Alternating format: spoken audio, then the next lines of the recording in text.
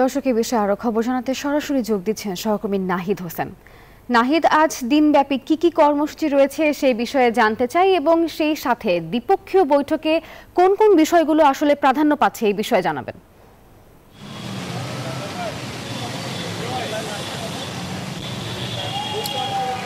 ধন্যবাদ নাফিসা। আর কিছুক্ষণ পর 9:30টার দিকে পররাষ্ট্র উপদেষ্টার সাথে সৌজন্য সাক্ষাতের মধ্য দিয়ে এই যুক্তরাষ্ট্রের যে উচ্চ পর্যায়ের প্রতিনিধি দলের আজকের কর্মসূচি সেটি শুরু হবে।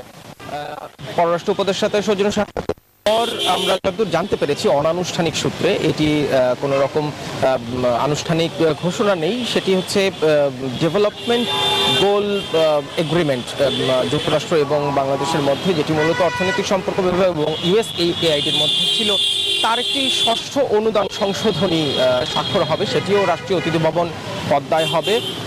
তারপর এই দলটি চলে যাবেন প্রধান উপদেষ্টার সাথে সৌজন্য সাক্ষাৎ করতে রাষ্ট্রীয় অতিথি ভবন যমুনায়। এনজিওর কিস্তি প্রথমবার বিকাশ পেমেন্ট করলেই 20 টাকা ইনস্ট্যান্ট ক্যাশব্যাক।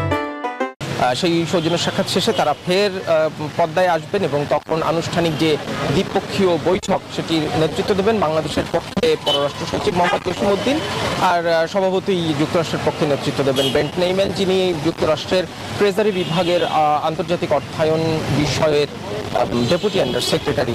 এরপর তারা ইএমকে সেন্টারে চলে যাবেন, সেখানেও কিছু বৈঠক হওয়ার কথা রয়েছে। 12:30টায় আনুমানিক সময়ে পররাষ্ট্র সচিব এবং ব্রেন্ট নেইম্যান সম্ভবত একটি জয়েন্ট ব্রিফিং করবেন গণমাধ্যমের কাছে। সেখানে আমরা হয়তো সুস্পষ্টভাবে জানতে পারবো যে আলোচনা কোন কোন বিষয়ে মতৈক্যে পৌঁছানো গেছে। তবে এই নতুন বদলে যাওয়া ঢাকা এই বৈঠকটি একটি গুরুত্বপূর্ণ বার্তা বহন করছে দ্বিপাক্ষিক সম্পর্কে, সেটি এখন পর্যন্ত বলাই যায়। নাফিসা।